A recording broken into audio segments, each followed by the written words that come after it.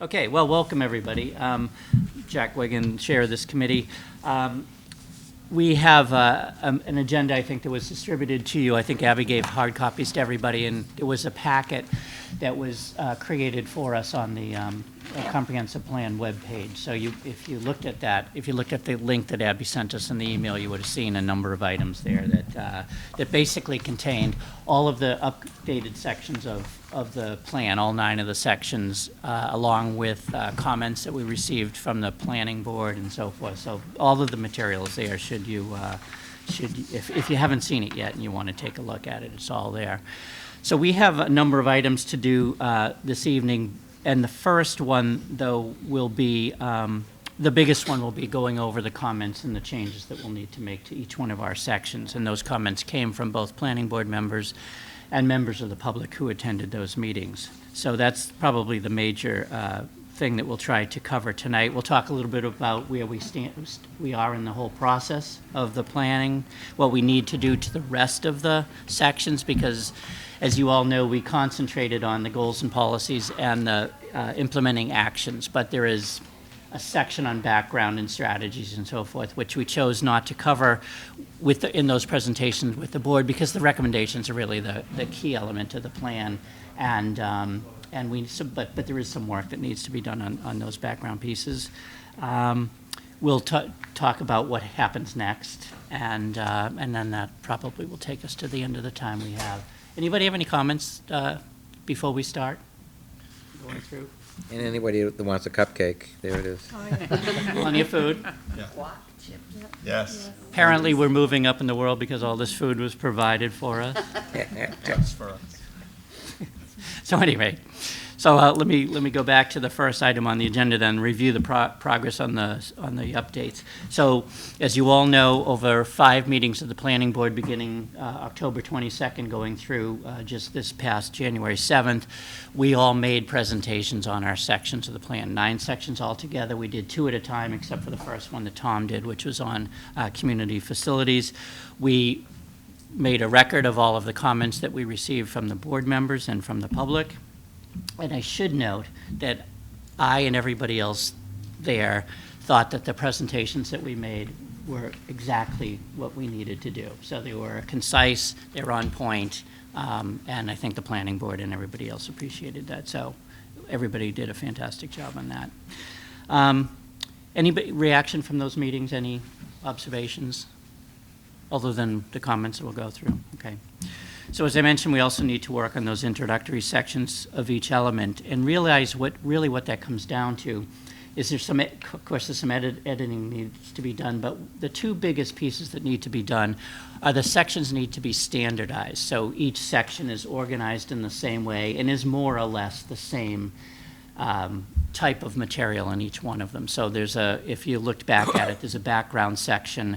Then there'll be a section that'll probably be at the end of the background section, which will kind of get into the issues that this plan has taken on. And we haven't called that out specifically yet, but we need to do that. In other words, if you look at the recommendations in the plan, what you'd notice is that they are responding to something, and that's what we'll capture in those issue sections in each one of the elements of the plan.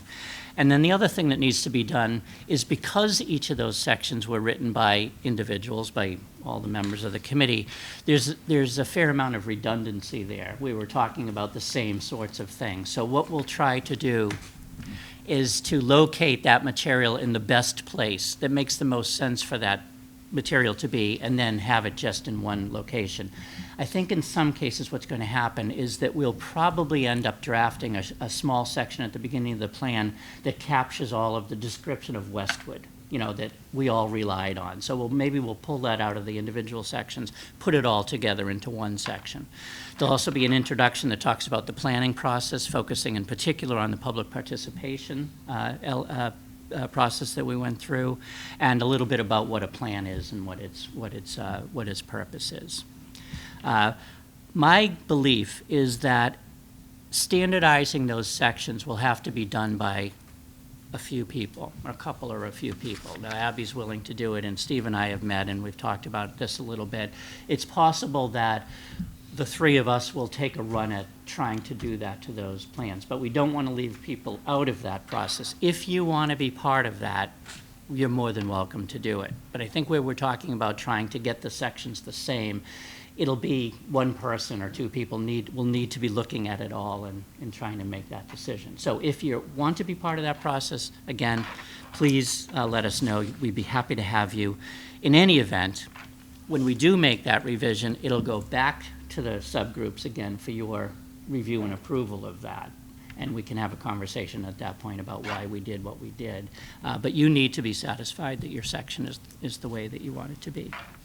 And our only goal is just to make the plan as readable as possible. So that's really it for what's left to do on the plan. And tonight, and Abby, you might want to lead this part, we want to discuss the comments that we received and then what the responses that we'll need to make to the plan. So Abby, do you want to describe what you've done so far? Well, you have in front of you a handout, and we have extras here if anyone needs it. I tried to at least put in one place all the comments, at least to kind of my notes, or some notes of what was said at the planning board meeting. So they're mostly planning board comments, and then a few comments that we may have got from people, anyone at the meeting in the audience, included in here too.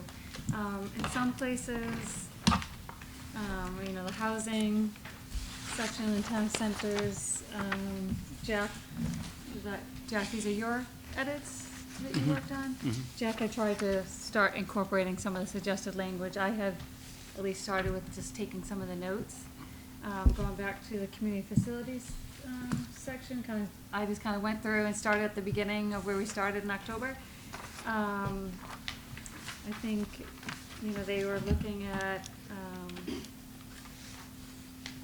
they had some questions mostly about the background section and some of the data, and just trying to do a little more, you know, talk a little further about with some of the departments, you know, the school department, the water district, to get their, get our language and figures right. So, Tom, I know you did outreach to the superintendent, so we could probably work on revising that language a little bit more, but I think, and then they had some, you know, changes about some of the wording and trying to consolidate.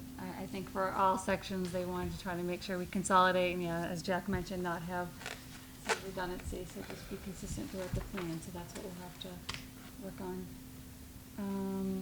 For the major ones, I think the topic of what's going to happen with the schools and kind of the student projections was kind of the big one that came up during the meeting. There was the report that I got from the schools that I forwarded to you. I believe that it's a quite extensive report. It's kind of wrapped around the planning for school consolidation. Mm-hmm. So it's like a 300-page report. Wow. And so there are enrollment projections in there. So do we just reference the whole thing, or do we pull those out, or that we should have that discussion? I'm not sure what the best way to boil all that down. Yeah, it's a good question. I guess in terms of some of if you look at the sections, they're a little thin on data, because in some cases there wasn't any, but in other cases we weren't trying to overload those background sections with data. But I think there are places, like in the land use section, where we're talking about acreages and various uses and that kind of thing. It's appropriate. Housing units built over time, that's appropriate. Affordable housing units that we have, that's appropriate. I think the school projection numbers are probably appropriate for this as well, particularly if it's leading to a decision that is going to be made. So we talked a little bit about referencing the resources and so forth and how that would be done too at the end. So clearly that whatever reports you think are relevant will be listed at the end. Right.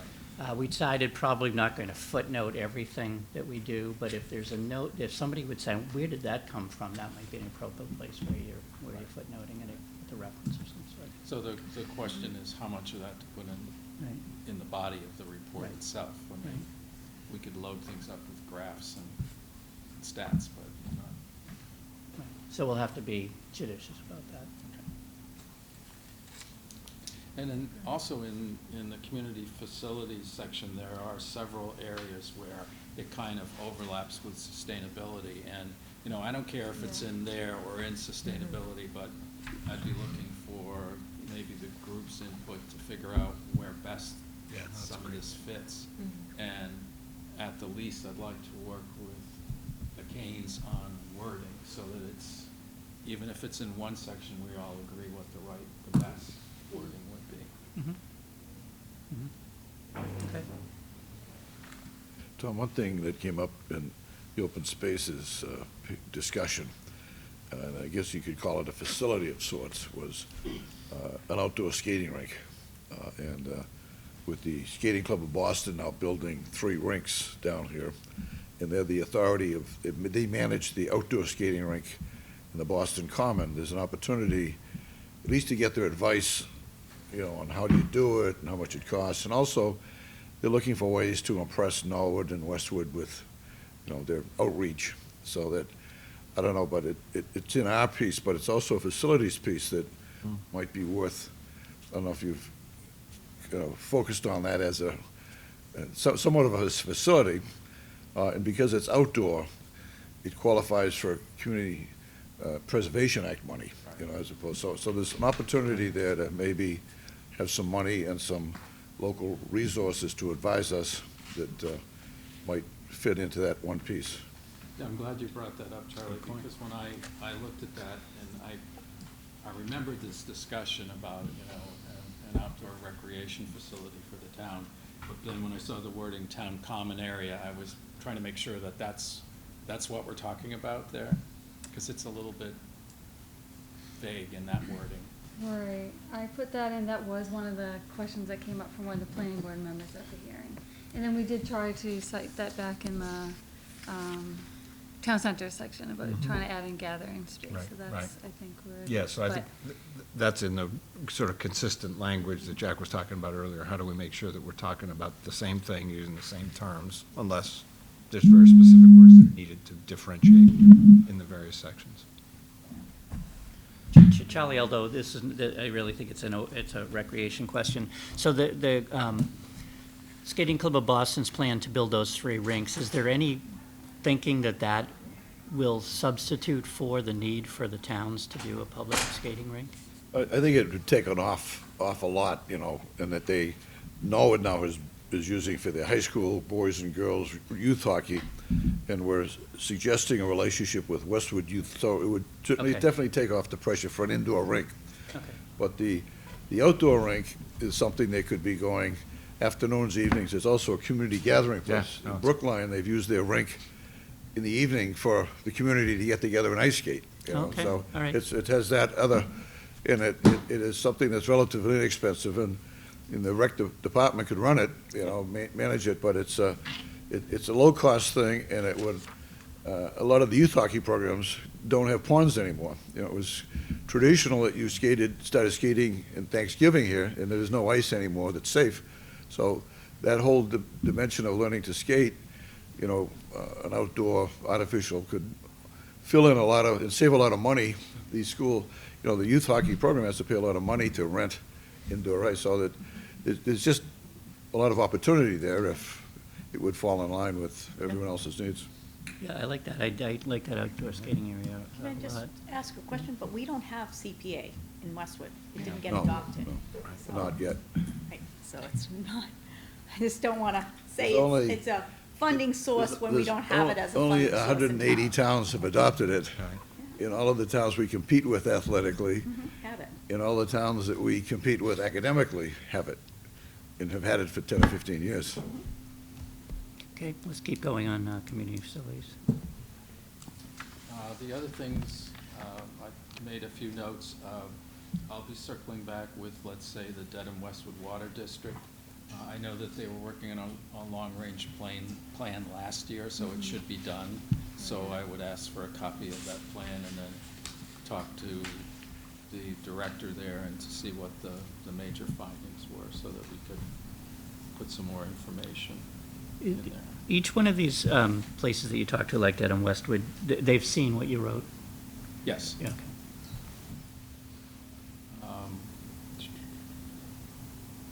So, maintenance, there are three things I think in here that I will need to talk to the DPW on. Maintain existing facilities on a regular basis. I mean, they do have a facilities manager, So we would expect that's gonna happen, but I need to talk to Todd and his staff on that. The same thing to, I would imagine, preserve scenic roads. I mean, are we talking about, what does preserve mean? Are we talking about establishing new ones, or is there anything out of the ordinary here that I'm missing? That was just something that came up, and I think we tried to add a little bit more in the natural and cultural resources section where we did talk about scenic roads. I think that makes more sense to be there because we do have a scenic roads planning board regulations. So in Nancy and Jan's section, we did say review the scenic roads bylaw to strengthen, and I think the planning board had a comment about stone walls too, preserving the stone walls. And I think we called out Gay Street and Clapboard Tree both, yeah. So I think it doesn't need to necessarily go in that section, but Yeah, I I was just gonna wanted to say, note I'm it, not- so when we go back, that when we respond, we'd say that was added into this section, natural and cultural resources section. So, again, DPW for road and traffic improvements and the recycling contamination, they wanted some more figures on that. And I need to get back to the fire chief on maybe some additional material from him, and then talk to COA about, I think we took out a lot of the stuff that Lena had put in there on what they do, because I didn't think that that's what they wanted to see, but if they want to add it back in. But the Council on Aging potential planning for a new building is something that is so ill-defined at this stage. There's not, I mean, we can tell them a lot about what the needs are that they've documented, but that's all been done on kind of an ad hoc basis. They really need a formal study to determine that, and that's what we had for their goal in the plan. Okay, well, that makes sense. Makes sense. So, Tom, you're comfortable making whatever changes that this calls for? I can start getting in touch with people, and then Okay. again, the things that may fall in more than one area, we'll just have to figure out how we're going to go ahead on that. Yep. The one thing that I think applies more strongly to your section, to the other sections, as we get closer to the end of this process and we've got what we think is a final draft, we do want to present it, the appropriate sections, to the department heads and the boards and committees, and make sure that they are comfortable with what it says. But more importantly is to get a letter of endorsement from them, and assuming those two things are related. So assuming they like what's in it, then we'll just ask them for a letter of endorsement, because even though this master plan is a creature of the planning board, it really does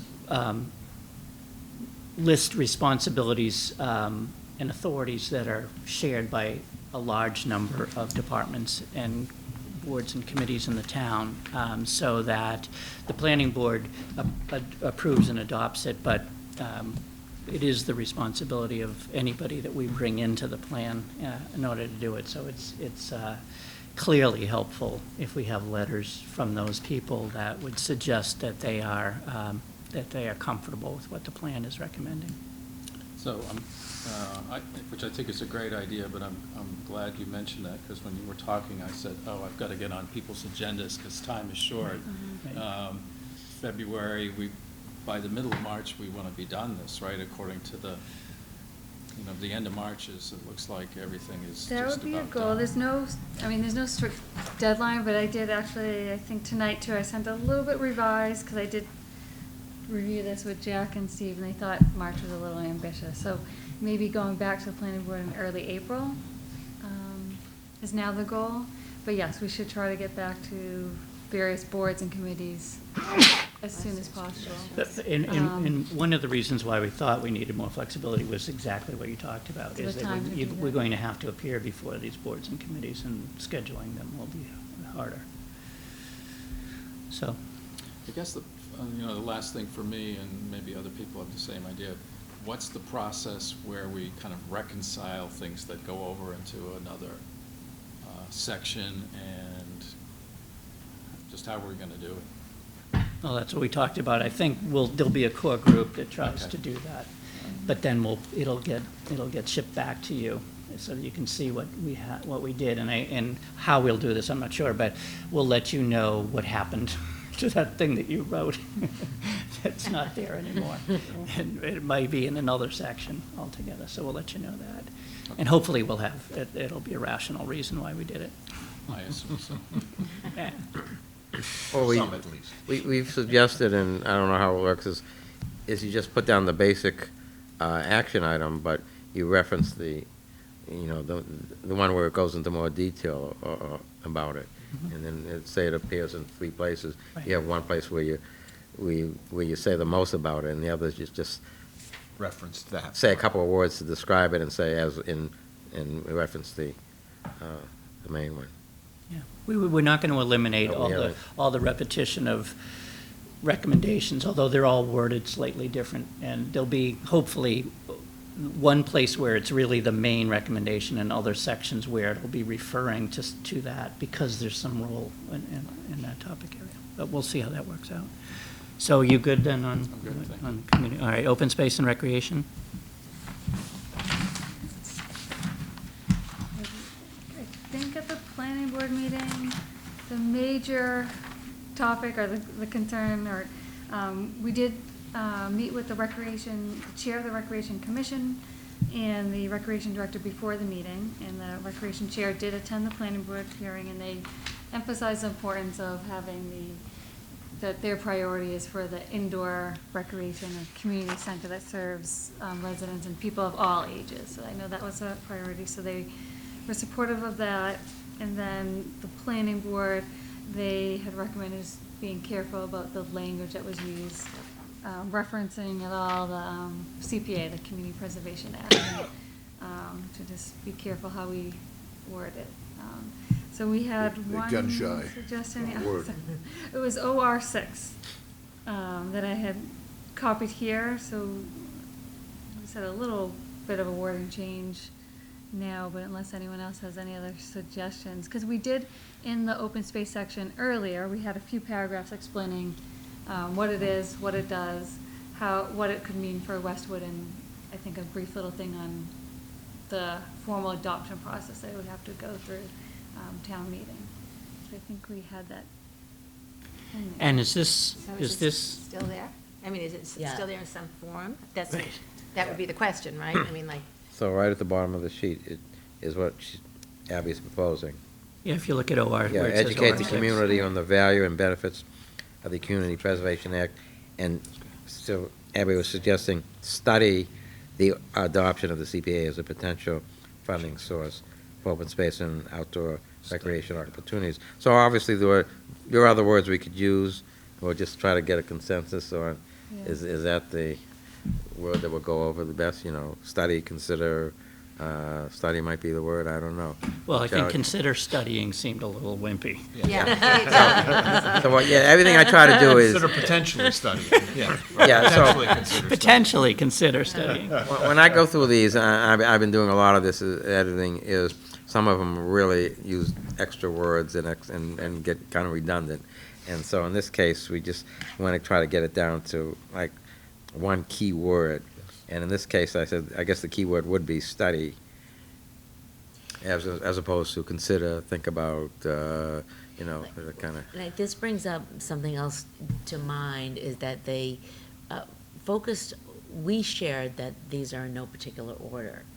But I sense that they were looking for more of an order of priority.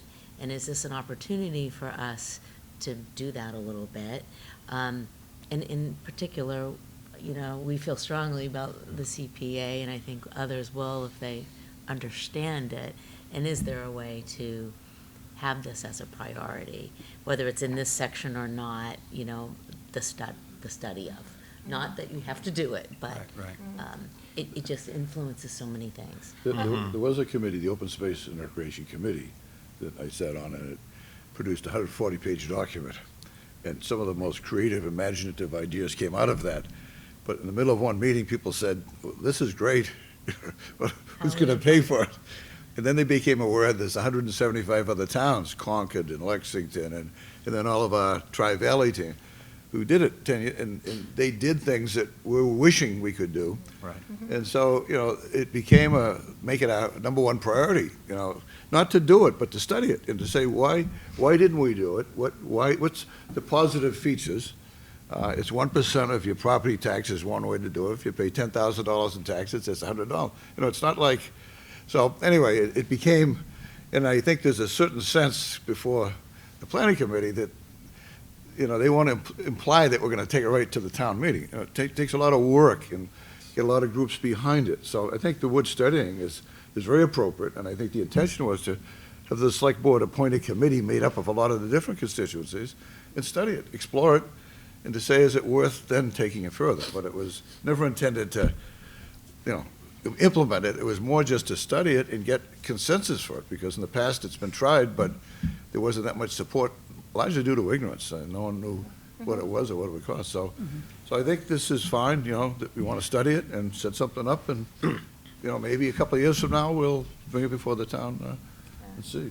I mean, it would be nice, I think, because I think any idea like that has to come back in front of the voters to get accepted and understood, right? And I just feel as though there is an opportunity somehow, put something in here that maybe talks about the number of towns, or what it has supported in some other towns, for example, the recreation thing in Needham. I mean, those are the kinds of things that people those are very real. probably might want to, they want to see that, but they don't know how to fund, but if they could see some examples of things that have been supported, that maybe meet some of the things that have been identified by. We're working on a Prior piece work, that does that. then it and would be just nice to explains Kinda, why it's worth studying. So, Can we keep that in here?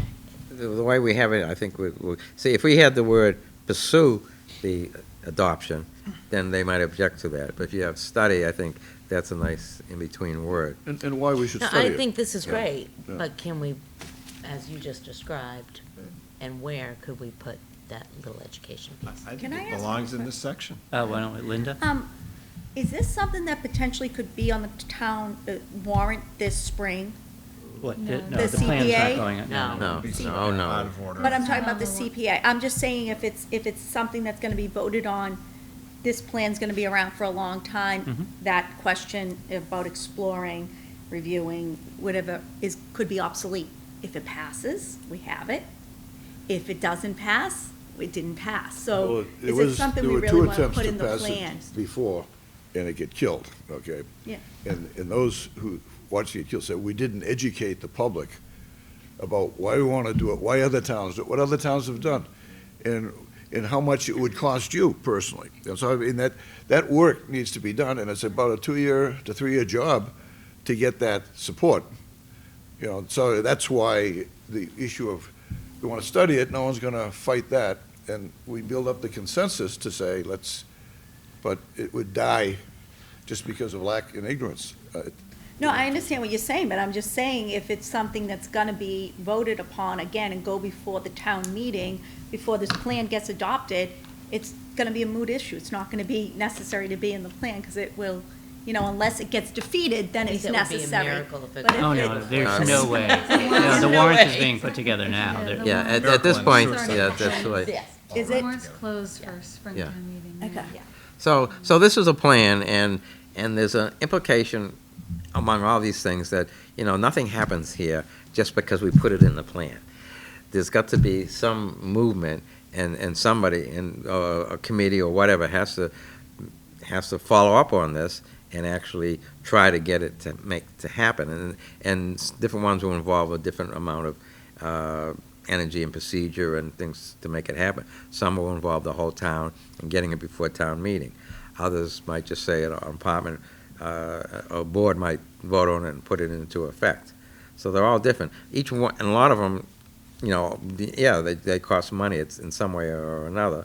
So it's implied that whatever money is required, you're going to have to find that. So you have to do it, and you have to fund it, and every one of these, except some of the simplest ones, it's implied that has to happen. But just putting anything in the plan isn't going to make anything happen. Jill, you mentioned that there's a group doing it now. Who is that? Oh, the towns that are doing it, mean? No, you said in this town, you said somebody was working on a piece? There were two efforts in the last Right. 15 to 20 Right, years. right.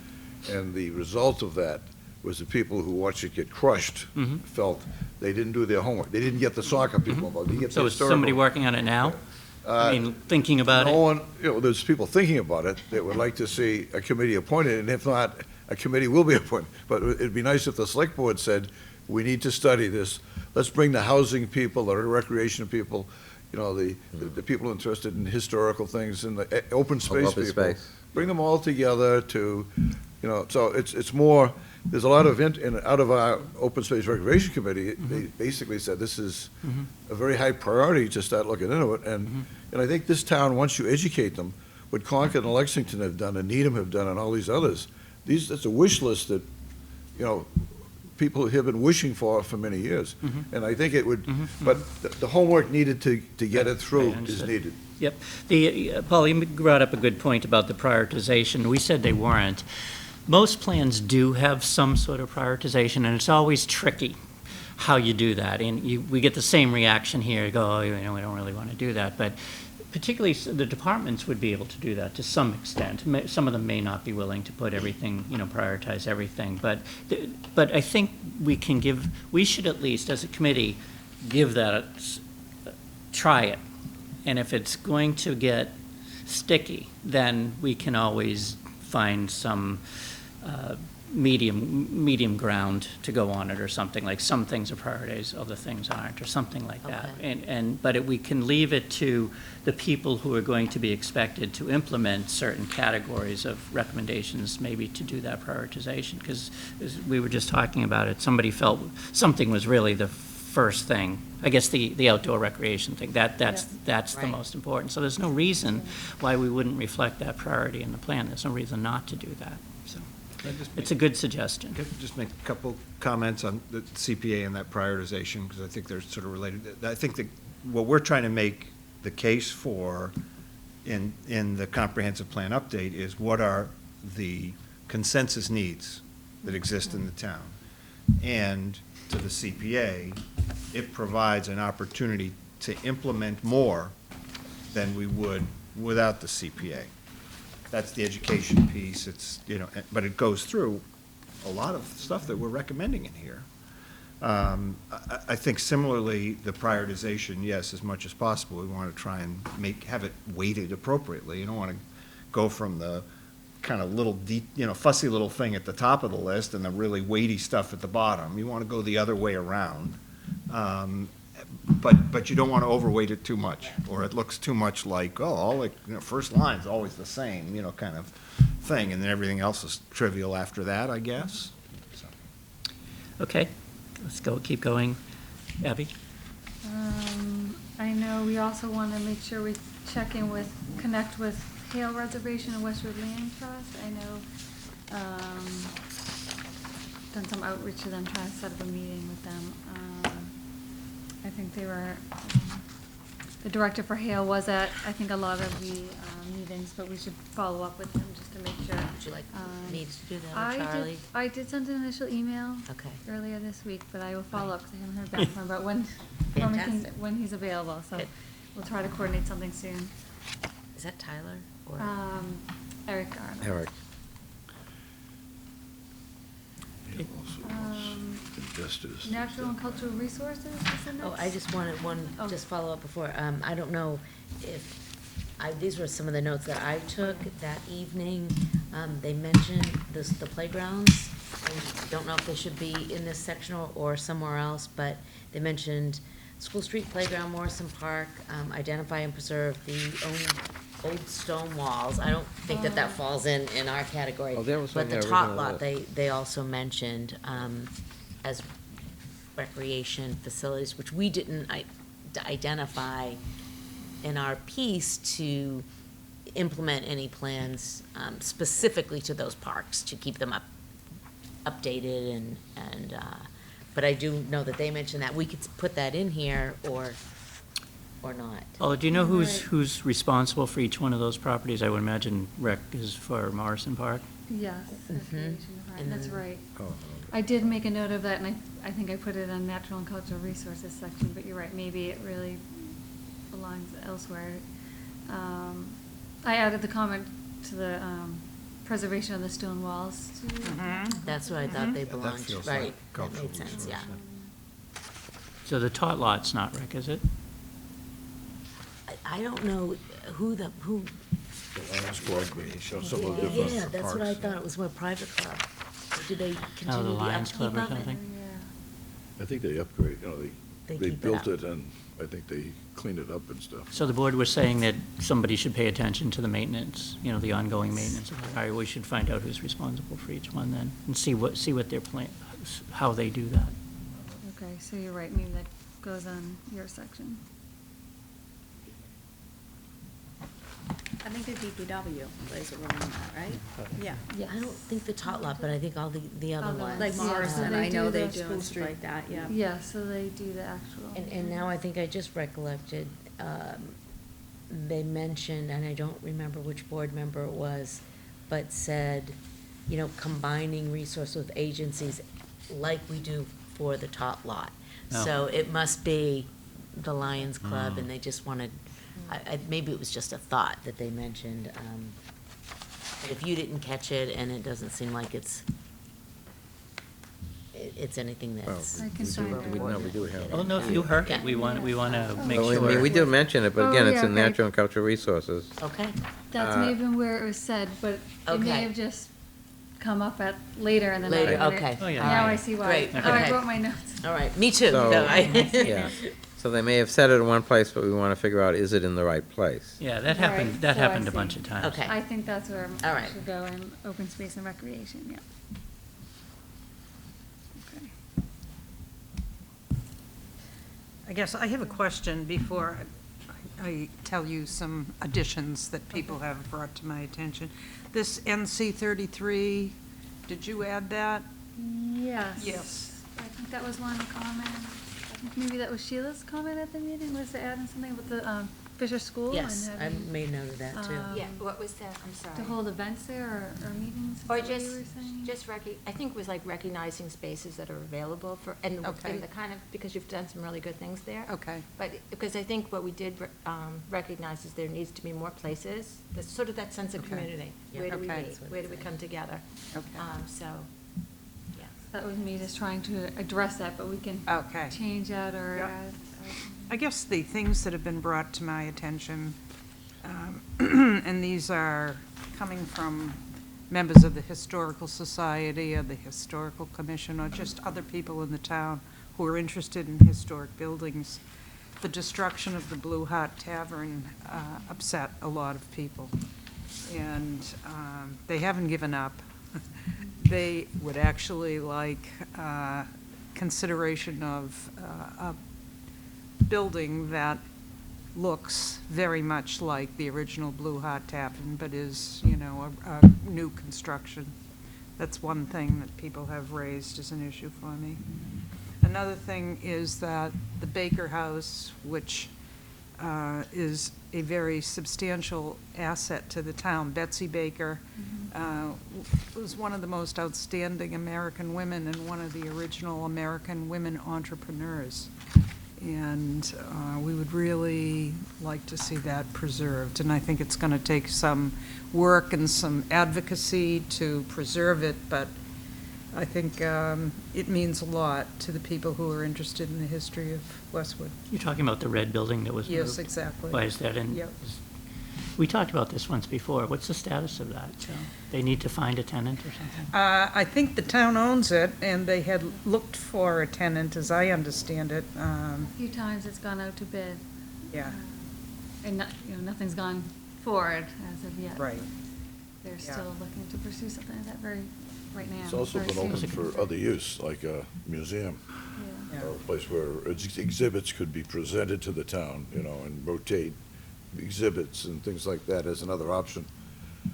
It's in a wonderful location, too. It is, yeah. Yeah. it really is. So is that one of the items now in that section? I thought we did have did we have or did you want to revise one of the? I'd like to look at what we have, but I want to make it a strong statement that we want to preserve that. Okay, did then do so, yeah, so. After everything that the town has been through with that building, I don't think they're about to put it to the fate of the Yeah, we need a Blue breakthrough. Hot Tavern. Right. But then, yeah, there definitely should be something, a statement in here, and then you're saying that there also should be a statement about that people have thought about recreating the Blue Hot Tavern? Is that something we should put in? That's something that one person has advocated strongly to me. Now, how much of a shared, point of view that is, I don't know, because I haven't gone around and asked people, what do you think about that? But, The people of Islington were promised it would be preserved, and overnight it was destroyed. Yeah. You're right, and believe me, I worked very hard to preserve it, And others have said, well, yeah, rebuild it.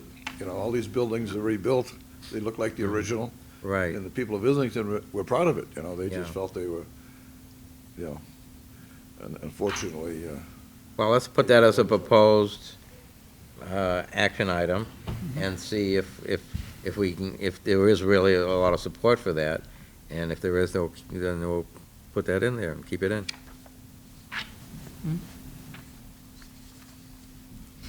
So we firmly on natural and cultural resources now?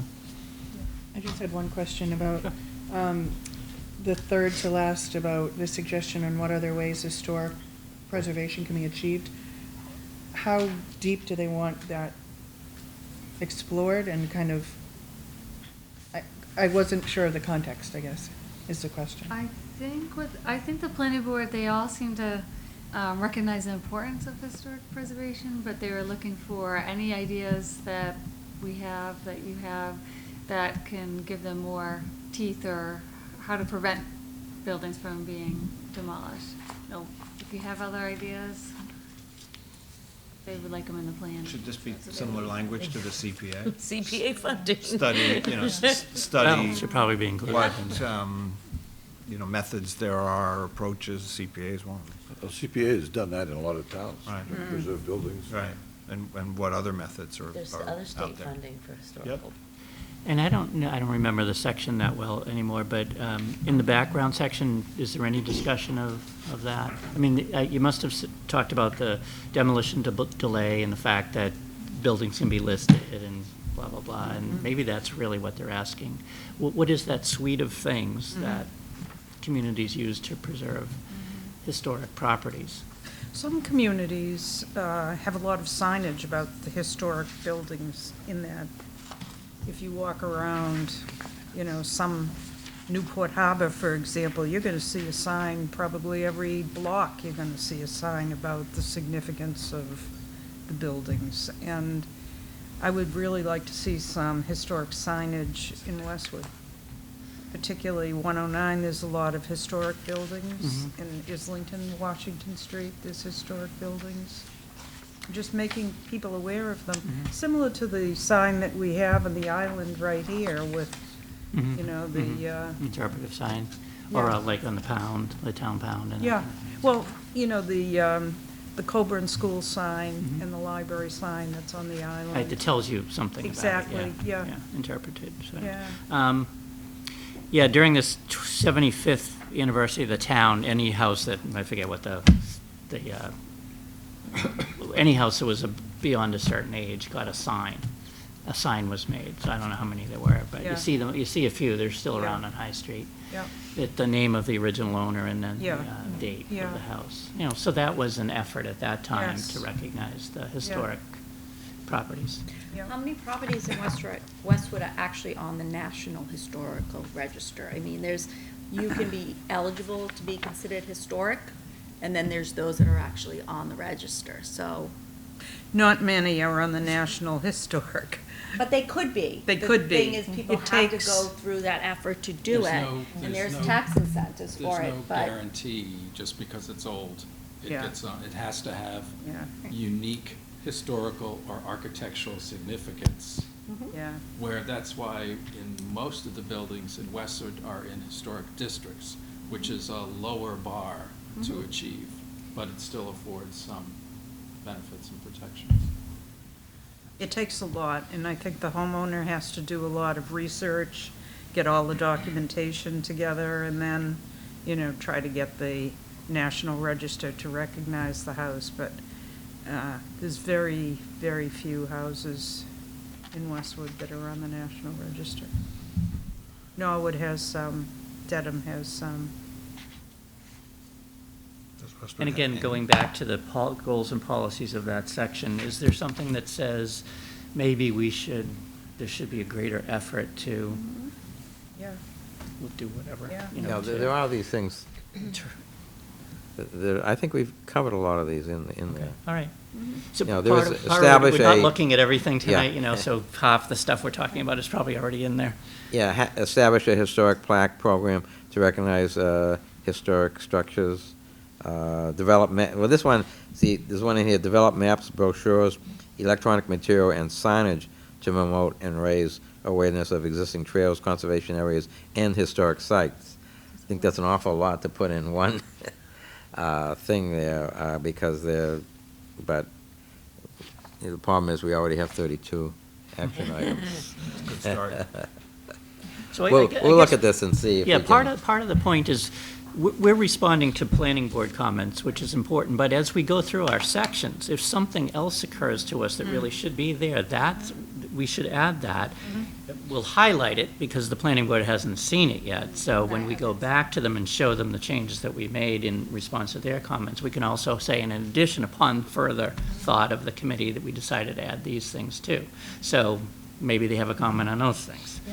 There was a member of the Historic Commission, she's no longer a member, but she was working on signage for all of the historic districts.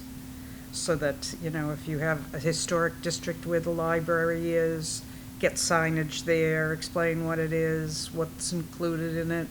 I think there's about 3 historic districts on 109 that we could, get signage for. Okay.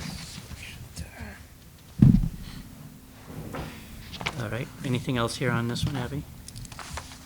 No, I think those are the major points. I know one of the planning board members also mentioned consider a longer delay. I think we have the 6-month delay. That's And then right. and that was or we had kind of language in there, I think, NC 21 was evaluate the effectiveness of the historic structures demolition bylaw and consider revision. So we added, we can add to lengthen the demolition bylaw. Okay. I find this interesting because, some people said that they like the character of the town. And for some people, that means historical structures, historical homes, right? And yet, I remember when that bylaw was passed at the town meeting, I was like so upset by, this is what we're gonna do? We're gonna tear them down, but we're gonna take a picture of it before it. And it just says, it said to me, this doesn't address this whole issue of the character of the town, valuing historical structures. It just didn't have enough, it didn't respect that. And so I know I was very dismayed by this attempt, this no attempt, kind of a solution to this. So I do think it bears some study.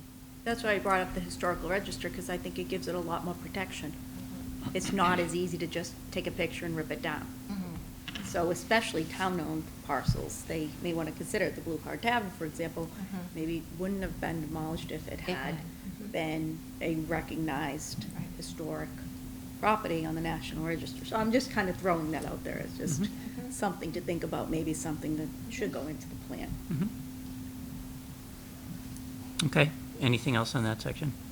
We do have that, that's number 18, perform a survey of properties to submit eligible individual properties to the National Historic Register. Okay. So it's in there. Okay, good.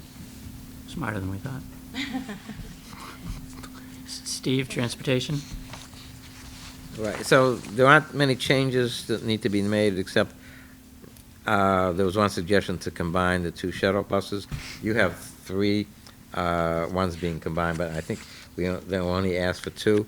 The third one really is not shuttle buses necessarily, because it's multi-community, so I don't think that could be combined. It's tough enough mean, I'm not happy having to combine those two there because we have one shuttle bus service we know about, and I was trying to describe it in more detail, and then consider other bus routes like cross-town connection, and the various modes.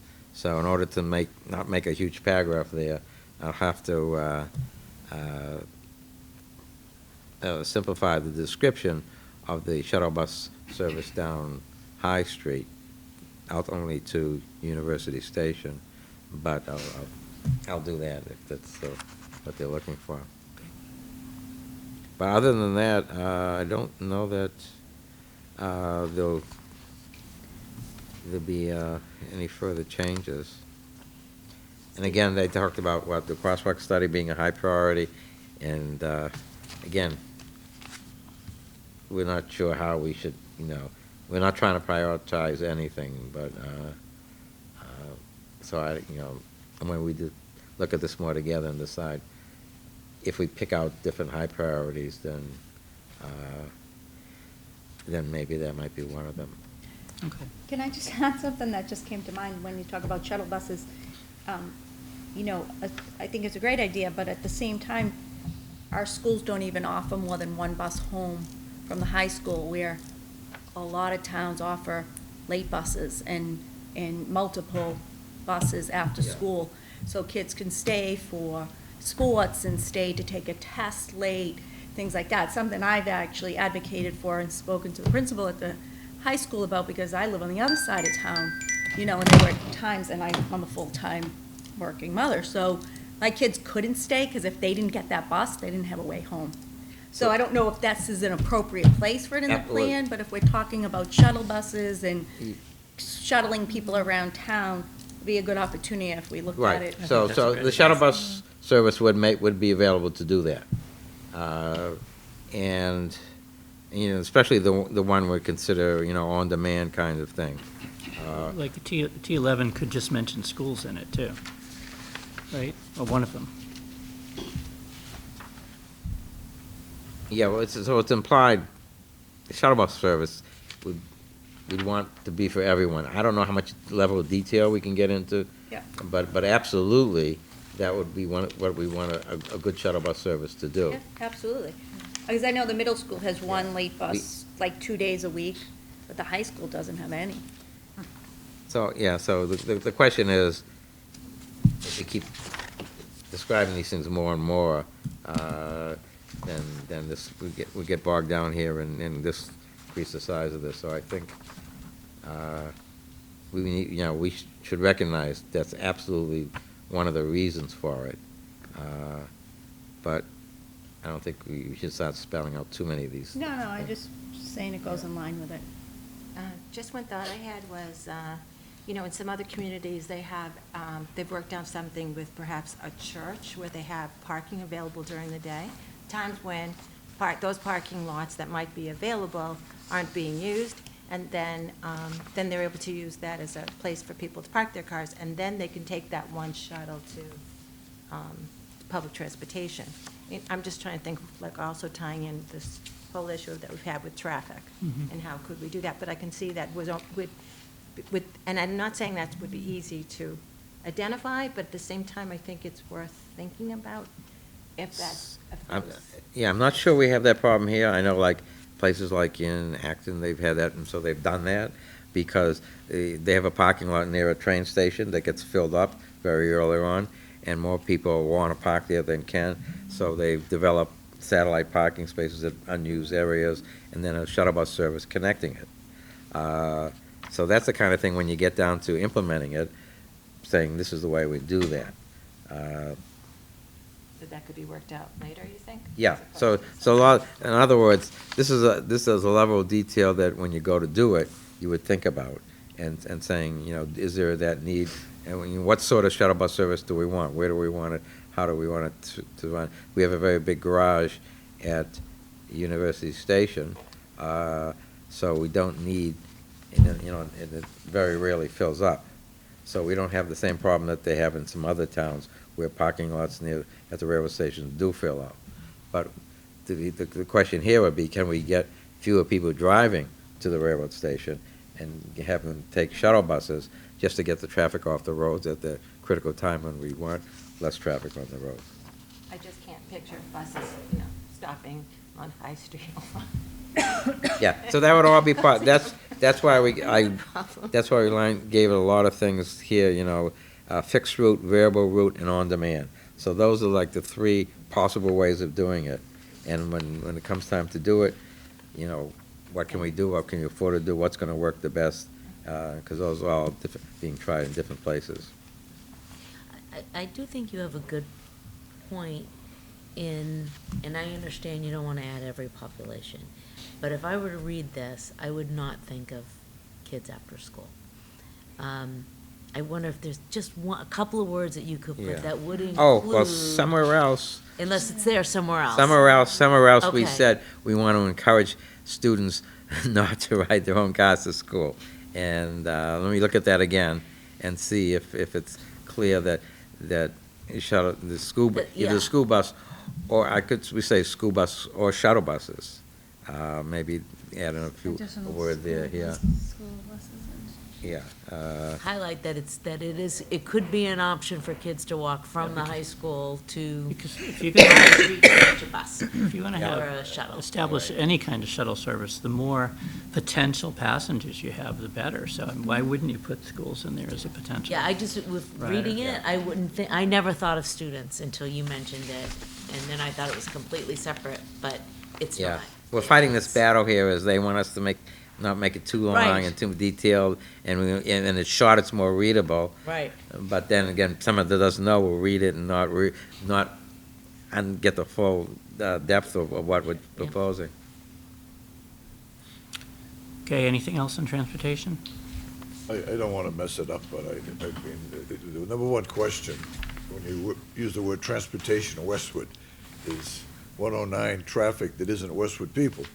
And I've often wondered, how many of the people in Medfield, Medway, who buy the house on Sunday and there's no traffic, and they spend an hour getting to work, and whether you could have a bus up in Medfield Center, Medway, that goes to, Waltham to serve, just, could you get 30 or 40 people, leave their cars in their towns and take a bus, because they all have to go up 128, once they get there to Needham.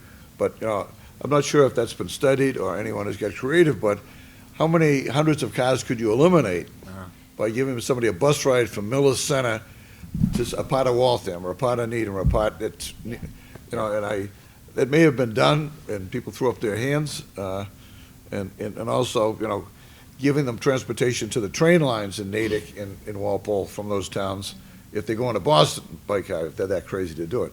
But, that's, I don't know if it's too late to even try it. Carpool lane, So, right on yes. 109. So it is absolutely mentioned in the background, that's the way we start off in the background, the transportation section is saying, basically, that's the problem. But again, if the problem is a lot of people from out of other towns coming through, obviously, we can't be the ones that solve that problem. And so hopefully, when they're doing the comprehensive plans in those towns, they might say, boy, it's terrible from getting here to Boston, what can we do about it? And if they start coming up with those kinds of solutions, then that will be helping eliminate our problem here on High Street. Steve, and you talk in the background section about the regional planning, like Yeah. the subcommittees of the MPO and stuff like that. I mean, couldn't a recommendation be made to TRIC or whatever the appropriate subgroup is that, and they must know it's a problem, but a corridor study of 109 from 495 to 128 would be worth doing. To have the town request of the MPO, or whatever the appropriate is a corridor We study. could should put be that done. in here, yeah, if you want to, So, if you think a corridor study, yeah. uh, I think Okay. it did come up at the Thurston planning, something about a regional solution to that problem. yeah. So town by town, Route 109 has been repaired and modernized Right. through various TIP projects. We had one, other towns have had them, but they were all concerned with modernizing the road itself. I don't think we've had a study where it talked about how we can eliminate traffic by, bus services, shuttle buses, or public transportation. So that part of the study, I don't think has been done That'd be a good one. Just as a piece of information, I was out driving around in Norfolk the other day, during the middle of the day, in their downtown. I'd never been there before. The parking at the MBTA station, the commuter line, it's unbelievable. nice. They're parking all over the place Where is there. this? In Norfolk. And, Oh, yeah. yeah, just, and I was sort of shocked, frankly. They've got a lot of development that goes along with it, but this looked, in excess of just the development that they have right there in town. So that was sort of interesting. Goes to this issue of reducing total traffic. It comes from communities like that. So there's They're even, doing some pretty magic stuff. Half those cars, a quarter of those Yeah. cars were going through 109. What we see now would be, it's nothing. Hey, back in, I was looking at the town reports in 1960, there was a committee that was proposing Route 209, which would have gone through Dover Westwood line. It was going to be an optional road that would go out to that area, and the of course, 109 bypass. Dover Well, Road. I've heard people mention it, but I 95 connection. I thought they were right really through. joking. I mean, do they seriously consider that? Oh, yeah. Because Yeah. we've Back talked in about those it days, they before. were talking about those all over the So, place. so there's a name So for in this. 1960, Yeah. it was considered So necessary. there's a name now for part of this problem, which is calling the first mile, last mile Right. problem, is when, is how do you get to the station? And if you go somewhere else, if you drive your car to, it's gonna be on either end. You can drive your car from where you live to the station, get on the train, then when you get off, your car's back there. How do you get from there to where you wanna go? And in the other direction, it's the same thing.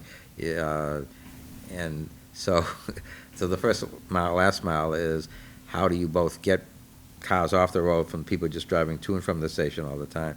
And how do you accommodate people who arrive there and don't have transportation to get that last mile to where they want to go? Uber, baby. And Nightmare. that's not necessarily the best solution. And there's a lot of studying being done on that, and there's a lot of talk about that, and MassDOT is doing a lot of thinking about, how they can help with that. Okay, go ahead. Go ahead, Peter. I think there should be some mention of autonomous cars. I think within the next few years, we're going to see robo-taxis, and that impacts a lot of what we're talking about, parking, shuttles, things like that. So it should at least be mentioned. Yeah, we probably don't know what it's going to look like, Yeah, but we but- know there's something that's going to happen. But see, all right, but these are action items. So right now, we have absolutely no idea what action to take Study. on that kind of thing. No, but you might mention in the background section. Yeah. That these are trends that are Did predicted. we, oh, I didn't, maybe we didn't Yeah. in the Okay. background I think we did. section, Okay, yeah. so we can add. Mhm. Okay, why don't we go to sustainability and resiliency, so Peter and Pam?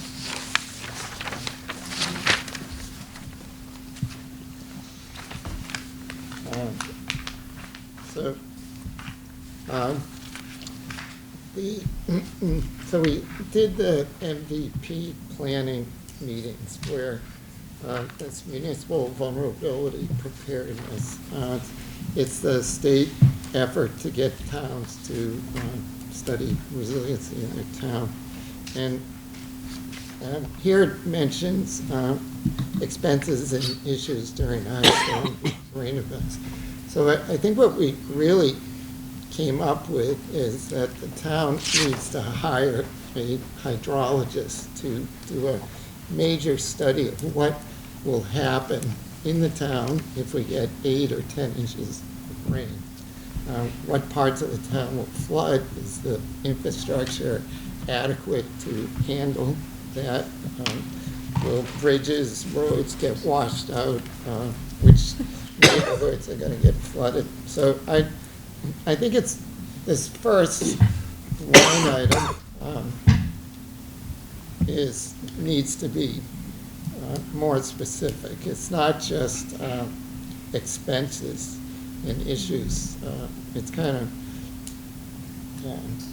it's really studying much more than that. So that bullet's a comment of the planning board? Yes. Yeah, so you can, that's their comment, so you can do exactly what you said, is write that as a recommendation in response to to that comment, and perhaps the next comment as well. Yes, I just kind of wrote down kind of exactly what the planning board members may have said, but And we'll say what you write, this is the response to that comment, Okay. which is a much more comprehensive response than probably what they were thinking about. So there are actually a lot of things that we could add to these sections. And I went to they call it Sustainability 101 class, and Dave Atkins went to it also.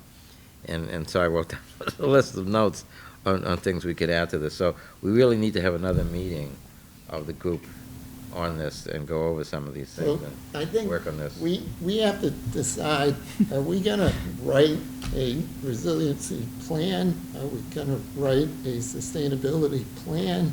Or are we gonna say, we need to put together a committee to Yes. write this? I think that's what It's we're something in saying. between. I think we really need to say, we have to address this issue.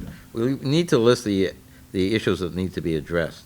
Because we just can't say, we got to study the subject, because that isn't really saying enough. We need to say, and things like no new natural gas or oil hookups, that kind of thing. So these specific things need said. I mean, it's not saying we should That do them. list is Yeah, it's a a mile long. long. I think we need to look and at some point, we can't include everything on the list, but I think we need a fairly good list on some of the So things. where do you draw the line? Well, I think we need to put together a list and say, okay, how can we make a reasonable list that's not too long, but yet it's not too vague?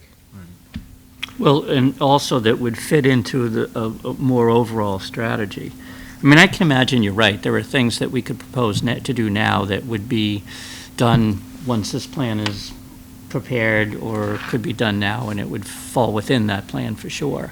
But I think the way Peter's approached this section is that we haven't really even started this topic yet. And what we should do is we probably should take a good solid run at it. To frame it, yeah, first. Yeah, right. but if we know certain things are going to have to be done, regardless, we know our stormwater system is going to need to be upgraded, but we don't know how, so we need to study how it's going to be upgraded. But I think we definitely say, one way or the other, it's probably not going to be But that- good enough for the storms that are That is coming. just one item in a resiliency Mm-hmm. plan. It's. But it may, But that should be spelled out, I think. That's Well, I think that's an important one. We need to put together a group of people and actually come up with a resiliency plan for the town. We have to decide who's gonna write that. Yeah, but we don't want to do the plan here, obviously, but we want to say enough about what the plan is going to cover. Well, I think we should justify the need for the plan. right.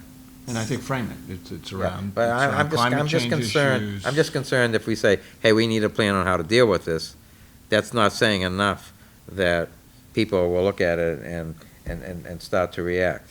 But a little bit like the CPA, you have to define the nature of the problem with something very concrete. Climate change is clearly yet, we know the intensity and total amount of runoff is going to increase substantially. So, but, can you say anything more accurate than that? Right now, it's probably about as much as you can. You need to get into the more detailed stuff. Right. In regards to the stormwater system, in regards to intensity as well as total runoff, and quality as well. so maybe we explain a little bit more in the background section. Yeah. What a sustainability plan, what a resiliency Yeah, plan well, I think is. the committee needs That's to in meet, there. needs to meet and really start figuring out, what to list and what not to list and what's, Right. too much detail. Exactly. I mean, one of the things I said at this Resiliency 101 is that you should examine the Wetlands Protection Act. Yes. To see if there are things in there that haven't been covered, given that we have these problems we haven't had before. Yes, there are. Yep. So that should be an item on this, that we could say that. And again, we're not saying what to do, we're just saying, that study needs to be done. Sorry. I just had kind of one thing as I'm reading the suggestions or the questions. The planning board is looking for, it wants to be supportive in requiring energy efficiency. Then they go on to say, how can the planning board do that? Can they require private projects to have solar? Can they, stop natural gas hookups, et cetera? My question is that all the other comments that they made were more like statements. Are they asking us if they can require solar, or are they asking us to They're find asking that out? Or- Yeah, you're asking us if they are asking this? Yeah, I mean, but don't they know if they can require? I don't think it Yeah, really 'cause they- comes up, right? Well, they're asking what they can require, because right now they would like to see solar, but an applicant is not required to. They can't force an applicant to install solar panels. So are they So looking they're- for the town to change that rule? Yes, they're looking for ideas from you that you may have some, either zoning or regulatory way that they can impose something, but it should be something reasonable that can be done that doesn't prevent people from, doing any construction, so they need a. So Okay. maybe one way to approach this, and it may also reference back to just sustainability plans in general, is rather getting into the bind of worrying about what gets left out and what gets included in the document, and worrying about the fact that we don't have the expertise to write zoning regulations, is referencing an existing document that has some substantial gravitas to it, and that's got some respectability, and that's the document you reference. So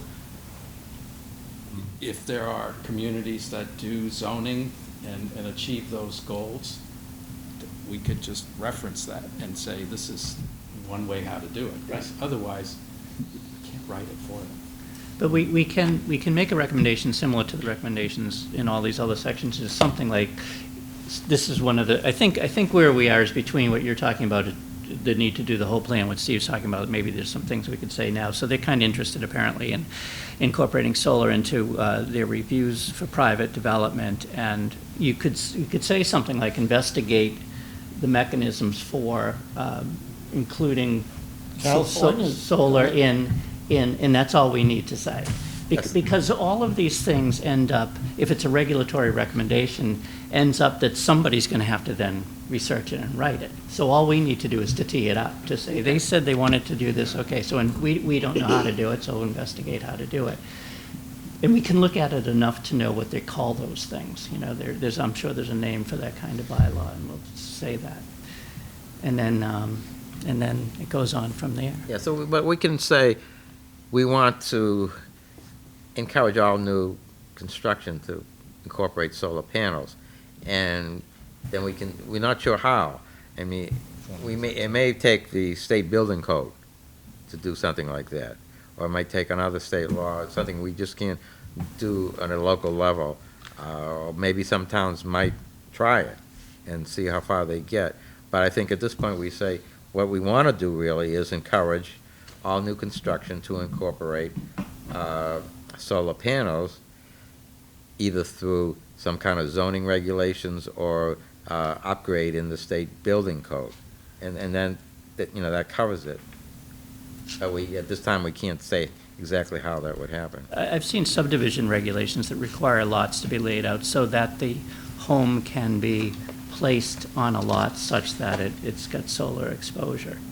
And they're not requiring the person to do it, but the house has to be sited so that is something they could do. And that's kind of a step. Mm-hmm. And I know those exist, because I've seen them. What about, and I don't know what the incentive would be, but what about some sort of incentives to do so? Mhm. Yeah. Yeah. I think finding some examples out there, probably. But generally, the incentives are the incentives that the government is doing now as far as cost. And of course, everyone has the incentive that they'll save money on it as long as they can actually get credit for the electricity that they produce and put back into the grid, which doesn't actually always happen right now. So, we don't have to get to that level. We just say, we want to encourage solar panels in all new construction, and maybe list a few ways that might happen. But again, you want to say that, because that's something you want to accomplish, and even though you may not have the exact idea how at this point, people are working on it, other communities are working on it, so we want to say, this is what we want to do, and then we'll find out how to do it.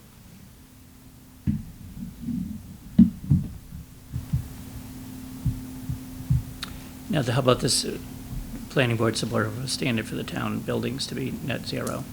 Is that a policy of the town yet? It's actually something that's going to warrant. be on the town warrant. This time? Yes. Yep. Yes. As Uh, a resolution. Oh, we- yeah, we as a act- non-binding Right. resolution. Resolution.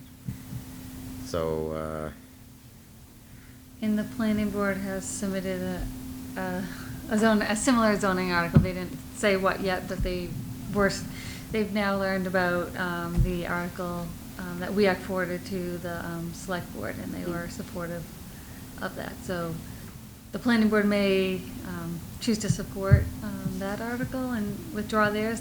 They had submitted a zoning article, but they don't know what yet. But they were supportive of doing something. So this may fall Linda, to the category you were talking about, but I think we should probably still say it. we Yeah. should just say, Yes, we would absolutely. like all new municipal buildings to be net zero. And nothing further, I don't think, needs to be said. That's what we would like to see achieved.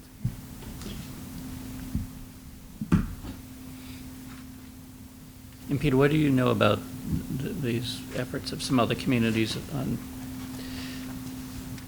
ceasing hookups to natural gas? Brookline passed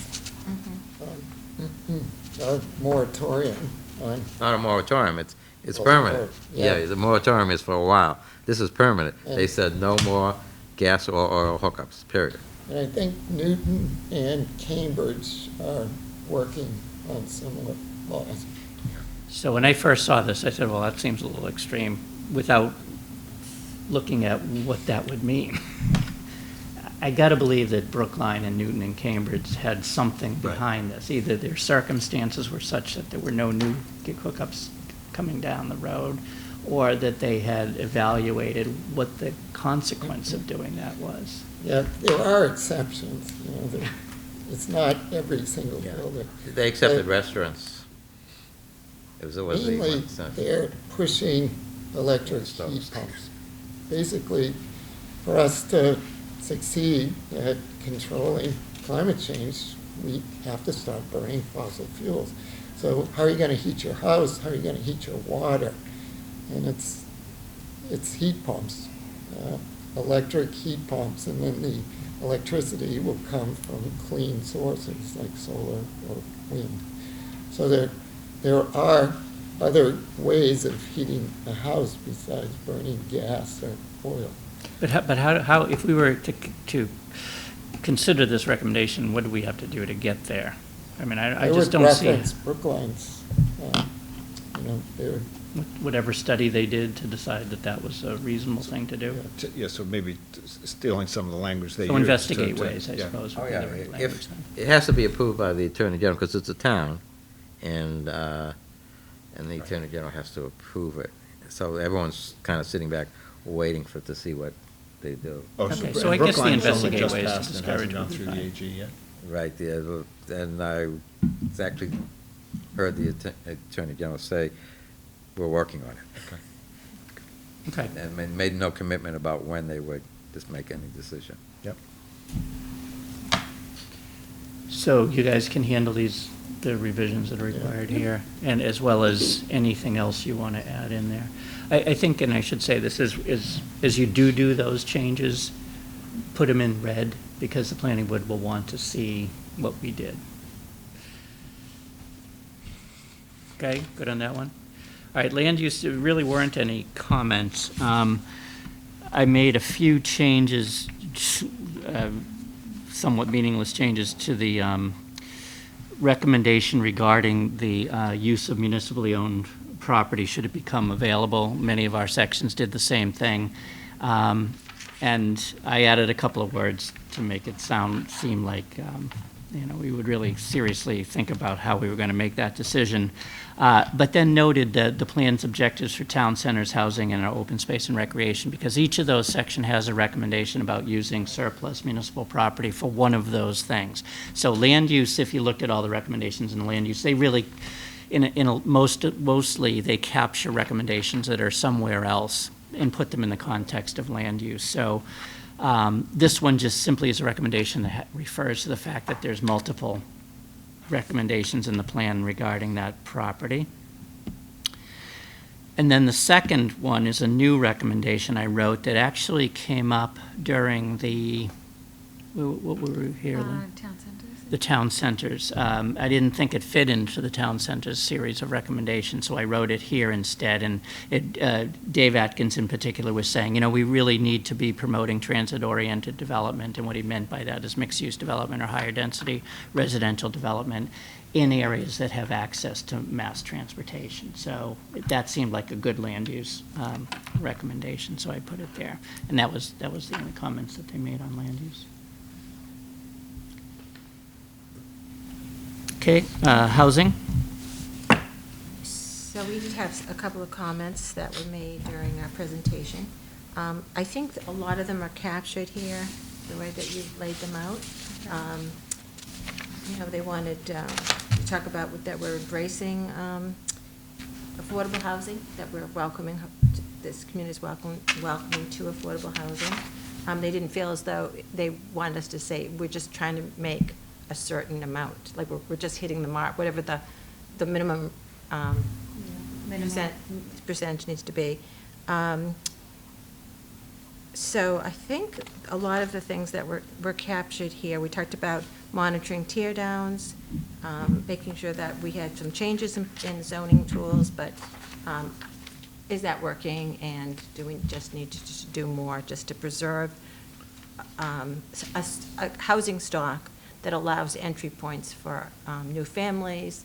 And also there was, our report also indicated that we have in our community a high percentage of over 55 senior residents than other towns. So, and in all of the comments that were made in the different sessions and so on, the need for there was a concern for aging in place and the fact that there are not places that they can downsize to. So, what was interesting to me in going to those presentations at the planning board was that there were two proposals for $1 million condos that were age restricted.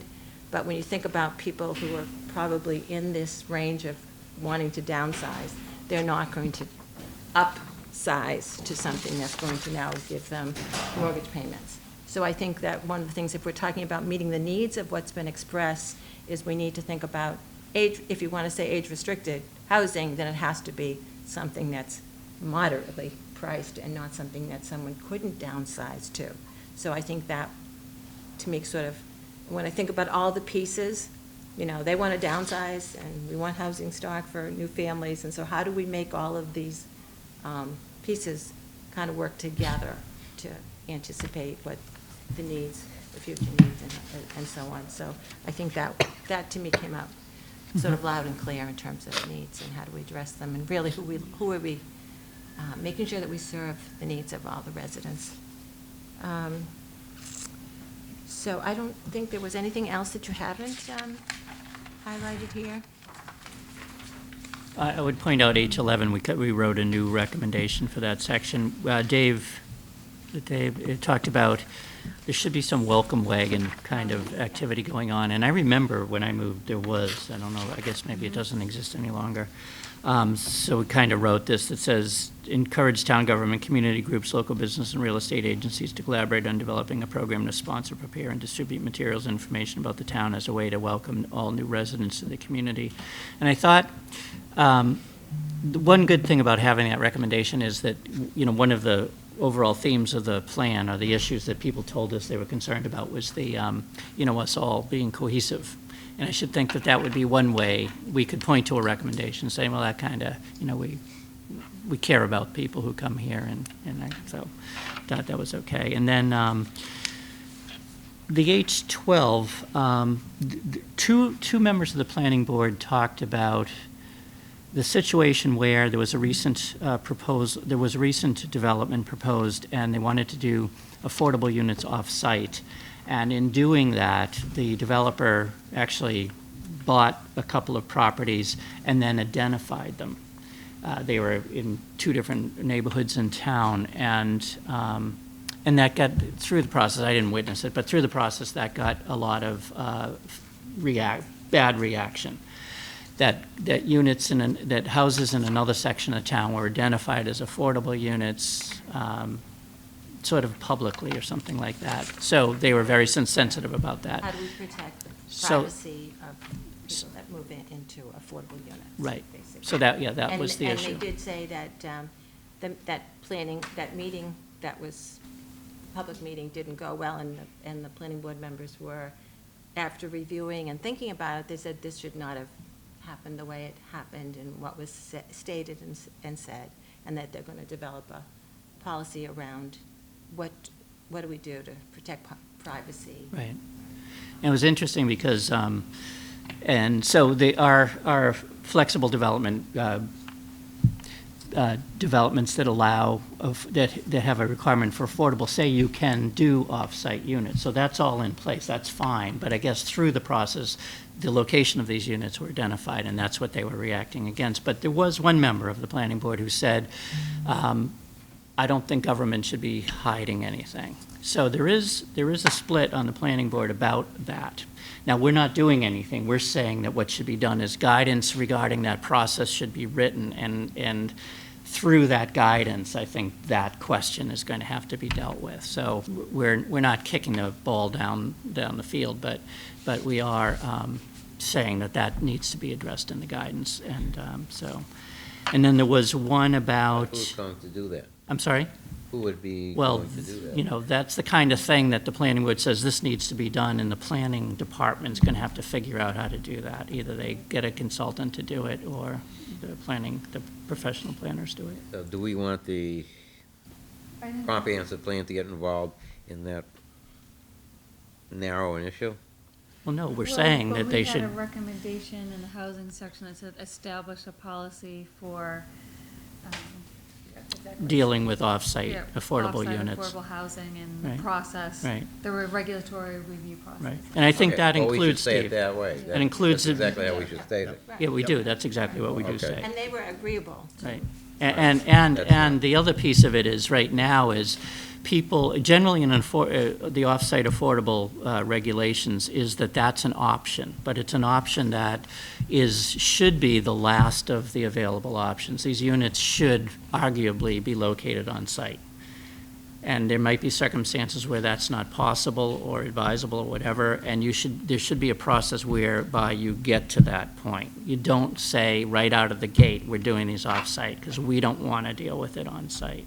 Our property's too valuable to do affordable Right, units, but. so we're going to put them This issue someplace is more else. complicated than that Yeah. because that is completely what we want to do, but in this case, it was found that because this is a senior residential development and an ownership thing, and there's just no demand for that, is brought forth that it would be better to have off-site family units. Then have that as the procedure for reaching that decision, but don't just come in and say we're doing them off-site. Right. Our property's too valuable. Right. And But but- that was the process though. So there is a process that did happen, but Mm-hmm. we want to actually write it out since, So that developers, when they come in, they know that there's a process for getting to that point. yeah. And maybe the town wants them off-site, in which case that would be the recommendation. Can it go as far as to evaluate the pros and cons of having off-site? For example, if it is off-site, then that is a direct effect on the property value of that particular neighborhood. So, for example, you go to sell your house, or, I don't know, you're in a state, you're in, it's an estate, you're going for a mortgage refinance or a mortgage, you're gonna get an appraisal. The appraisal, does it take into account that low-income property? No, because it's deeded. It's specifically, but that doesn't protect, It wouldn't be a comp. so It they just can't simply use wouldn't it be as a comp? But okay. Yeah, so there are a lot of misunderstandings about what affects people's houses. There was this case where someone thought a double solid yellow line on their street would Yeah. affect the value of their house. I guess what we're saying, You know, so and- there and there so- needs to be so- guidance, but maybe that should include sort of a run-through of, here are the issues when you do this. You know, that when you make a decision like that, there are maybe more elements to it than you think that there are. I mean, you can't protect somebody's privacy if it's gonna be written in the deed, that's a public record. So it's got to be public, and it's gotta be public for other reasons, to protect the abutters as well, equally. Right, so those are the issues that come up. Yep. And that's why we're talking about having some guidance document for it. I'm sorry, I just don't understand why having somebody that's in affordable housing affects your property value, because that would be like, say, somebody who's black moved next door. Right. Yeah, I just Yes. don't. I'm saying in the event of the value of the other properties in the neighborhood, so I if understand you. that, I just don't understand why having affordable housing in your neighborhood affects the other property values. Because say, for example, my house is worth $800,000, and that house next to me is worth $800,000, just say evenly. Right. And then, but it's sold at 20% less because it's affordable. So it's now a house that's valued at $800,000 that's sold for, 700 something thousand dollars. So that isn't a direct effect on my property value if Does somebody it were to really? look at Does it. I mean, I don't know. enough Again, about it. there are a lot of misunderstandings about what affects property value, and we can't fix that, but, we have to go with what really happens, and the planning board should be doing these things, realizing and knowing that though some people might be afraid of it, and some people might feel it affects their property value, they shouldn't back down because they have to do the right thing, and knowing that those things are fears, but they're not really true. I'm not saying I'm against affordable housing, I'm just Right. saying that there could be instances where. Yeah, I just look could- at Chase Estates and I don't see the value of any of those homes dropping because there's affordable housing down there. I mean, you might be able to tell a little bit which ones are the affordable houses, but not that much. I mean, that's just my experience. Has anybody been down to Chase Estates? Oh, yeah, it's been proven over and over That it that, doesn't- doesn't affect Yeah. the value of the houses in the neighborhood. And, but, no matter how much you show statistics or things, there will be always some people who would fear that or believe that, or they're just myths that you just can't overcome. Mm. But, as a town, and as a government, we have to go with what the truth is and what really happens, not what people fear might be the case. All right, so anyway, we have a good recommendation on that I think that it will do what the planning board wants it to do. And then the last one we wrote has to do with, there were changes made in 2017 to non-conforming uses and structures, which was meant to address in some small way that mansionization issue of people either tearing down a house or more likely adding to a house to make it larger, and the new requirements are that it's more difficult to go outside the setbacks as they're established by existing zoning. And there was some interest among members of the planning board, well, what has been the effect of that? So this is just saying that since we put that in only a year and a half ago, we should be monitoring what those applications were and what happened to them.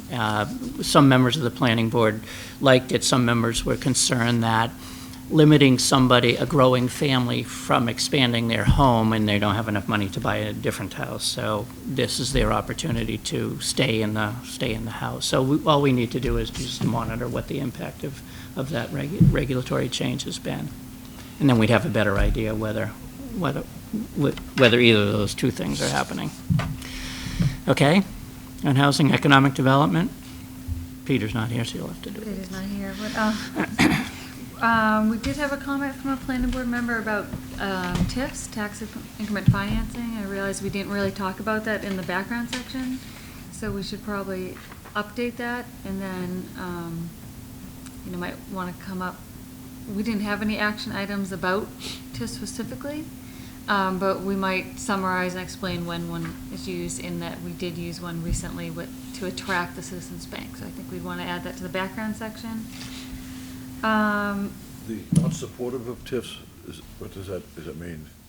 We're speaking One out. member was not supportive of that the town had offered one to the Citizens Bank. But that's not the recommendation necessarily. I mean, it was really just a comment, so I guess we decide what we do here if we want. I mean, So if we we- might want to have. Well, I think if you an do action just that what say- you say you're going to do, Abby, and that is an explanation of what it is and why they're used. Yes. And that kind of answers the question. Yeah, I agree completely. But why are we talking about it if there's no other relationship to any of the actions or anything? Because it came up. Yeah, It's a comment. it's important background. I think there's some people who dislike TIF for various reasons, and some of those people just don't understand it. And Well, I think at the- some do and The dislike town it. meeting, when it was discussed, they said, well, we're doing it to attract 200 people who will then have lunch here, and the lunches will be taxed. So, we're gonna get taxes out of this, although we're reducing. So it might be worth Exactly. saying that if a TIF is being considered, the tax implications might be explained. Because, all they said on this one was, we're gonna give them a tax break, because Right. Canton's gonna get them, I know it's gonna get them, we're gonna get 200, and they're gonna eat here, and we'll get taxed. So, I mean, just something in there to say, we're not giving the farm away. Right. We may do a reduction Right. here, but we're gonna pick it up someplace else. And that would be worth explaining the full implications of the taxes, because it wasn't like a total giveaway. Good point.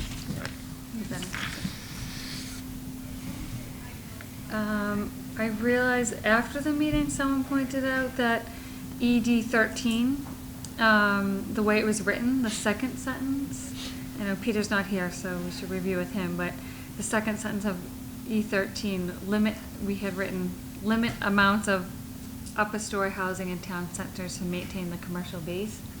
I think what we meant to say was limit housing to the upper story.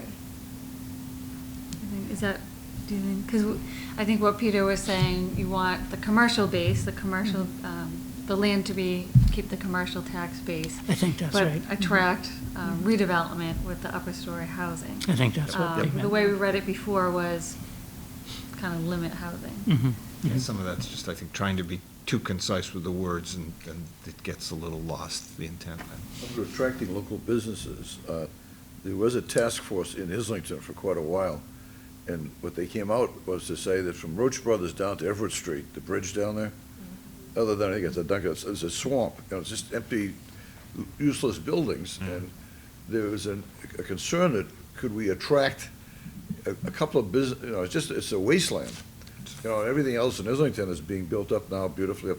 In that section of town, they identified as, maybe we could, go out and look for, a hardware store or something to put in there to, it's just a wasteland right now, and a very, The property owners don't want to. Yeah, the owners don't want to sell, that's why it's been vacant. Yeah. And they don't Yeah, want to rent it, exactly. so. So you have to wait for the right opportunity, But but it's not a bad idea. But it goes to the- You would all love that.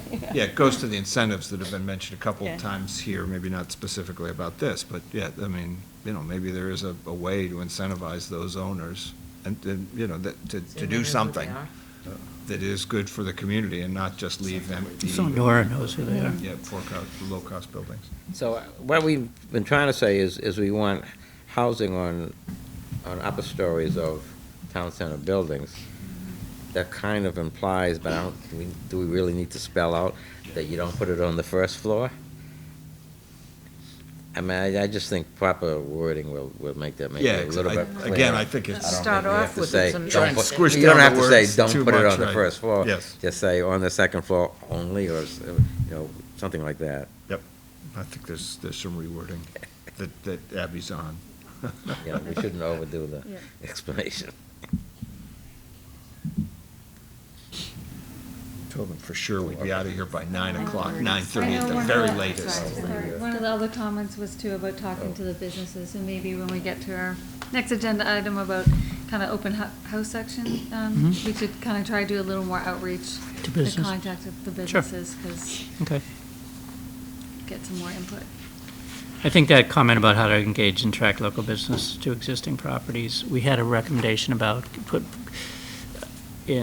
putting together some sort of Yeah, business local- organization We're to talking try to about, do that. Getting a list of who the actual owners of businesses are, so that we can get them together and use the Chamber of Commerce to do that. Yeah, I think we said something like that in there already. Okay, town centers? Yeah, I've got less than 12 minutes now to get through that. Yeah, and, yeah. Less than that. Take that seriously. Abby's done a fine job here in sort of already incorporating some changes. I think, like all of what we've been talking about here, we're going to need to be sort of refining some of the language. The comments from the planning board focused in a couple of areas. It was interesting, there was a lot of question about requiring art as well, or incentivizing art as a portion. I think we all think of the standard things of parking and signage and architectural design and all of that, but I think we got into sort of more nuts and bolts details. It seems like that's sort of down the road. And then maybe like Peter was mentioning, about environmental, there's a long list of these items, and there's probably more than we can possibly want to list here. But, I think we've got those, mostly addressed here. And I'm trying to beat that 12 minutes, clearly. That's fine. But I don't know that there was a lot of discussion, refinement, a lot of talk that there's a lot in this section that sort of comes from every other section, whether it's sustainability and resilience, housing, economic development. And so I think one of the biggest challenges we have is sort of making sure that this section is coordinated with all those others and vice versa, and decide, which of those sort of owns the recommendation, owns the action, and which is in support of. So, I don't know, is there anything else, Abby or Jack, that jumped out at you? I mean, I could go into each one of these. They're sort of specifically responsive to, some comments that were made. I think the public art is a good addition to this. And I have to point out that MAPC now has a whole department that deals with that subject, and they go out to communities now and help them achieve that. So that's a way of implementing it. Yeah. No, but I think the things you see in red are responsive to the kinds of things that they were talking about. So it's pretty straightforward. I think the biggest conversation was the public art thing. Yeah, it was funny, that one, really, when we got one person's comments that really went to a great extent in that area. It wasn't clear exactly what that was for, but in any case. So I think we've got that addressed in here, but again, probably a fair amount of work that needs to be done to really get this stuff in shape, in large part influenced by other sections and what they're asking to do, and make sure that ours are not inconsistent with those. And there may be some that, drive things for other of the sections, and I guess we need to sort of work on making sure we've got those incorporated. Okay. All right, so we get through all the sections. So our people are the Quick observation. Yep. I've attended a couple of visioning sessions, and the thing that comes up in all of them is we don't have the town center. Yeah. Right. That's too bad, because the farmers didn't think of it. Yes. But I've often thought about, are there other places we could begin to make like a town center? Right. We have the bandstand up by the senior center. Center, That's a kind of open area, and we bring people together and they sit and listen to concerts. Or there could be an art exhibit there. buy 100 easels and say the third grade art day, or the fourth grade, the parents get out, or things along that line. Also, in front of the official school, there's a space down there. And in the school, they do art exhibit, in that school, they have people come in, but you could do something down in the front. So it'd be worth thinking about, could we make a place by putting benches in and having more concerts and art exhibits and, because it's worth thinking about, because you could make one out of some place possibly that's still there. Yeah. But That's you a get great people to point. show up and. Yep. And I mentioned earlier, an evening skating place, Yes. that's what they've been doing in Brookline for 30 years, and it brings hundreds of people go out just to skate around at night under the lights with music. So it's worth thinking more about, how might we create something, because, founding fathers never thought about it as they did in other towns. But those are two spots, I'm just thinking off the top of my head, that they're near town, they're near the schools, it's not like you're out in the middle of nowhere. Right. And we could, build up an infrastructure that has events there. Mm-hmm. There Yes. was, I attended that one, and there was a discussion about University Ave becoming a town center, and isn't there, there could have been opportunity up behind it there to have more, maybe you could fit a skating rink there, I don't know, but it's tough when you have three unique areas in one central location. Well, so. the so original dispersed. part of the University Station master plan, the place where the restaurants are now, was originally designed as a large oval in the middle of it, and the stores would have ringed it, and that just didn't get built out that way. So it had been thought of, we tried. Okay, let's keep going. So anyway, each of the subgroups think they could make the changes that are responsive to the planning board comments that they heard, and if not, other people, we can do it. But it would be best if it came from you all. And then Abby would probably want to have that kinda in time for the open houses. And so why don't we talk about that next? So Okay. now we're into the process Right. section. Okay, so What I- happens now? So we were thinking 2 public kind of open houses would be next. I know Steve, I talked to him the other day, and he had a good idea of maybe we would, not everyone may be available, so it could just be a couple of us, who, myself and whoever else can attend, might go to the senior center for a lunch presentation, and then we could have an extended open house after that, like 1 to 3, come talk to us about what we've been doing, and we could, have copies of the plan, section recommendations, and kind of talk to people and have them come in kind of on their own time. And then also, I would think maybe a second session in the evening, like an early afternoon into the early evening, for people to just kind of come by. That way they can talk without it being at a, large, public meeting in a formal way where they have to come at a certain time and see a presentation, but they can come in and talk to us. I think the senior center director, she was away this week, so I think we have to coordinate the exact date with her and what works in their programming. So I was thinking we might want to do these probably the first week in February or so, so we can make these initial changes and have time to promote it and get the word out and maybe send some flyers and email and news notifications. People think that's a reasonable idea. And the senior center thing came up because we were afraid we'd be sitting there and nobody would be there. So at least the senior center, we know we'll have some people. So we'll try to nail down those dates, and then we'll let everybody know, and maybe you could, if you can do it, you could sign up, and it could be fun. But the idea is that way, if we get any new input, we'll update that, include that into our next report before going back to our final planning board revision. So then after that, then we'll all be doing the thing I talked about earlier, trying to get all the sections consistent and that kind of thing. And then, again, we talked about, once we think we have the section more or less finalized, go to the board or committee or department that's most affected by that section and sit down with them and talk through, make sure that they agree with what it says to the extent that they have an opinion on it, and then finalize those sections. We'll bring it back to the planning board as a final draft. They'll probably have some discussions about it, right? Once they're satisfied it's the way they want it, then they'll schedule a couple public hearings likely, and then adopt it. So with luck, that could be done by April. That would be the goal, I think. I know they have 2 meetings scheduled for April, so I think at least allow those two meetings to account for opening the public hearing for the final plan on April 7th. We can work towards that goal. Okay. So we should at least meet again as a full group before going back to planning. Okay, so you want to do that in February? The end of February?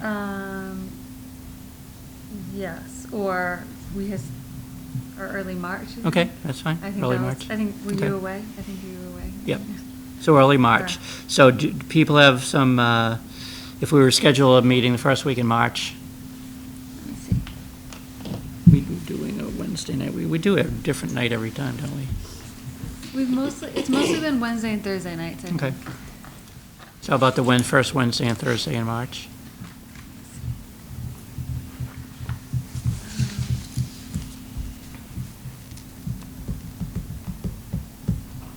Fourth and the fifth, is that what you're talking about? The 4th and the 5th. Mm-hmm. Hold on, actually, I was thinking, what about March 12th? Does that?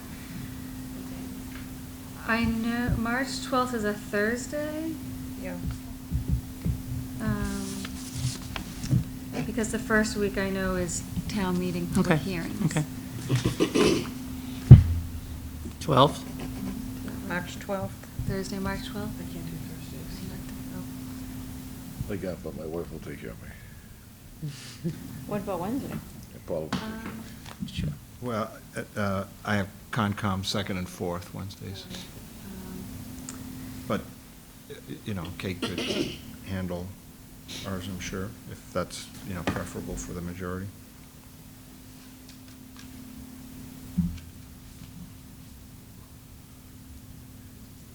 I think I can do Wednesday the 11th. I can do Wednesday 11th, if Wednesday 11th works better for people. Okay, well, let's try it. Wednesday 11th? You might put that in your calendars if you can. Changed it to the 11th. Does that work? Or I still have to That's find a okay. location, does that work? Yeah, too? it's okay. Either one's fine for me.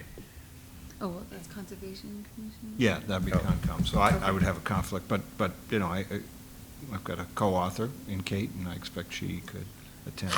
Oh, wait. And it may she be- was- It's okay, I'll just have to work around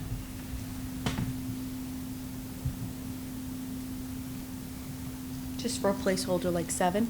You think it's 7? Yeah, is 7 the best time for people?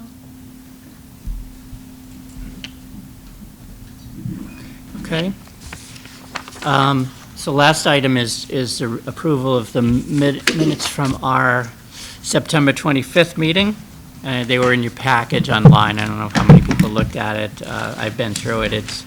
Abby writes great minutes. Yeah, and I went through it as well, and I had just 2 minor Okay. edits, which I can hand off to Abby in, the 4th paragraph down. There's this little confusing discussion about the video and just shortening that to be a summary version, and I think publicly spelled without an A-L-L-Y. I think it's L-Y.